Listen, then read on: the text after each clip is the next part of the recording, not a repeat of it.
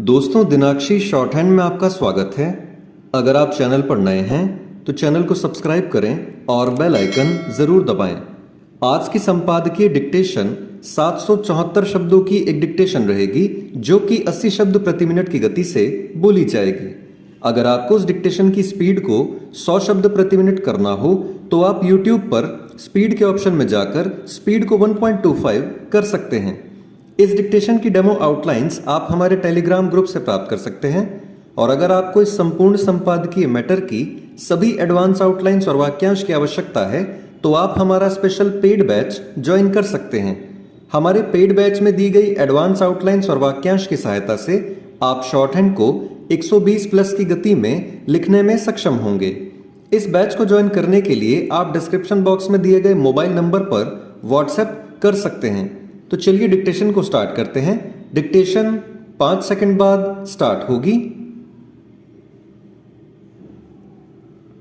Ready, start.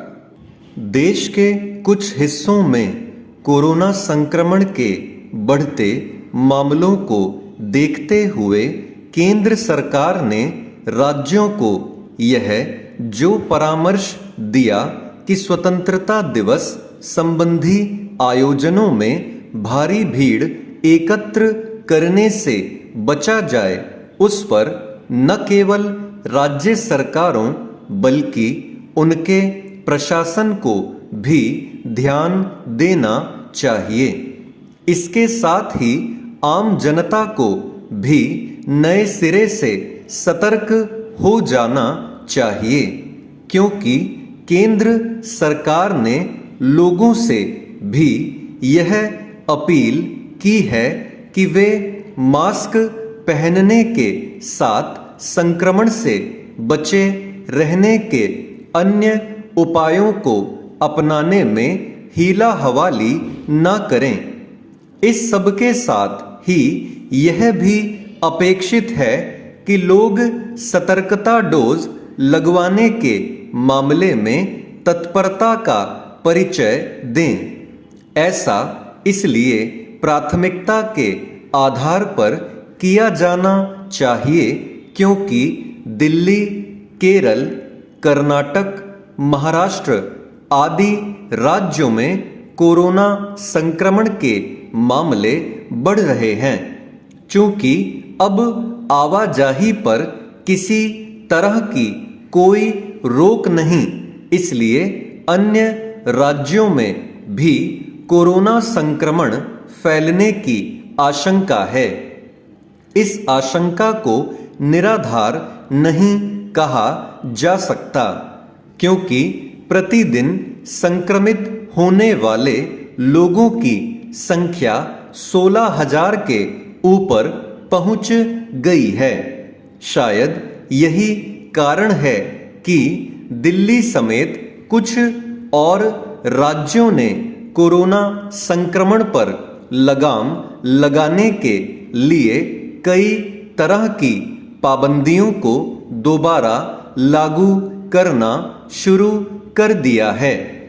यह ठीक है कि इतनी बड़ी आबादी वाले देश में कोरोना के सक्रिय मामले 1.25 लाख के करीब ही हैं और फिलहाल संक्रमण की चपेट में आने वाले पहले के मुकाबले कहीं जल्दी उबर जा रहे हैं।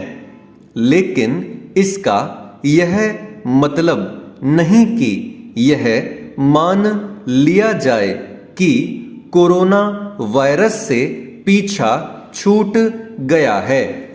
उसके संक्रमण की गति कम अवश्य हुई है, लेकिन वह थमी नहीं है।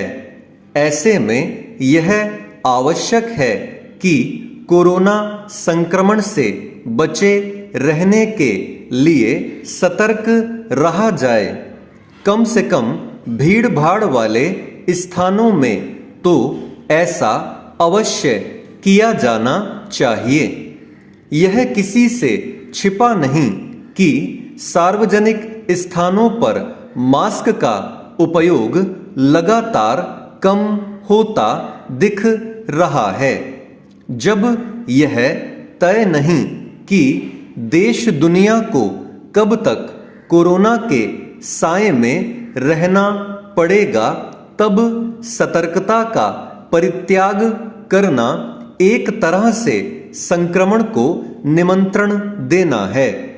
निसंदेह यह भी आवश्यक है कि उस सुस्ती का परित्याग किया जाए जो कोविड रोधी टीके की तीसरी डोज यानी सतर्कता डोज लगवाने के मामले में दिखाई जा रही है।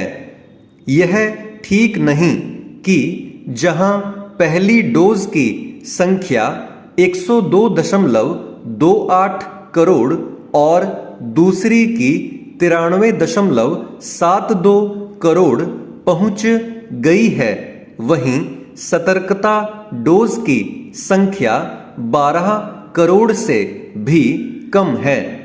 यह स्थिति तब है जब सतर्कता डोज मुफ्त लगवाने की सुविधा प्रदान कर दी गई है। इस सुविधा का लाभ उठाया जाना चाहिए। चेंज। सामान्य वर्षा अनिवार्य है, लेकिन भारी वर्षा और बादल फटना अत्यंत खतरनाक है। यह बड़ी क्षति पहुंचाता है। हिमाचल प्रदेश में इन दिनों भारी वर्षा हो रही है और कई जगह बादल फटने की घटनाएं घट रही हैं। कुल्लू जिले में भूस्खलन से नानी व दोहती की मौत हो गई। मंडी जिले के सुंदरनगर में मकान पर मलबा गिरने से महिला व उसके 2 बेटे घायल हो गए।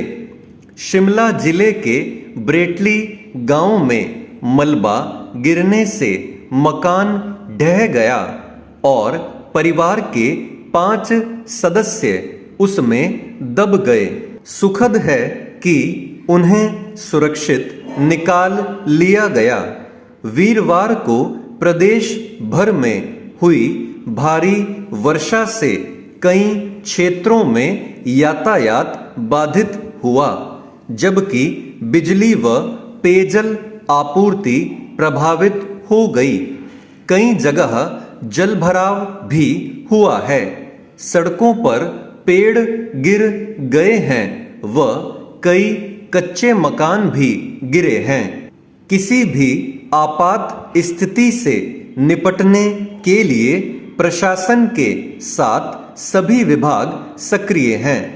आपदा कहीं भी और किसी भी समय आ सकती है, लेकिन यह समझना आवश्यक है कि ऐसी स्थितियां क्यों उत्पन्न हुई हैं, कहां कमी रही है, क्या आपदा पूर्व प्रबंधन नहीं हो पा रहा है, अनियोजित विकास और नियमों की अनदेखी के कारण भी क्षति अधिक हो रही है।